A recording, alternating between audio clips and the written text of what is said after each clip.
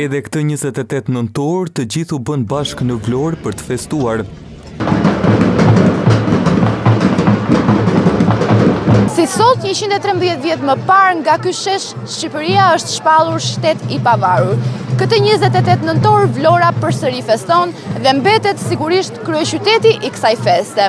Kishin ardhur jo vetëm nga qytetet të Shqipërisë, por edhe shqiptar të Kosovës, Maqedonisë së Veriut e diasporës. Ju bashkuan atmosferës festive në qytetin bregdetar, ku nuk munguan flamujt kuqezi, si dhe simbolet të tjera të festës.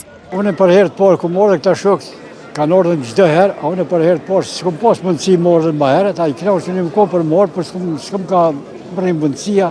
Është lumturi për neve ta festojmë Vlorën heroike.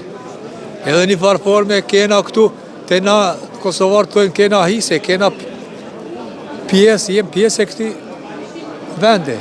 Ju uron kret shqiptarve ku kam bota 28 nëntor ditë e flamurit. Përshëndes gjithë shqiptarët kudo që janë për ditën e flamurit, 28 nëntorit, po ashtu edhe komandantin ton legjendar Adem Jashari. Teksa nuk munguan as element të traditës, qytetarë të tjerë e urojnë festën me këngë.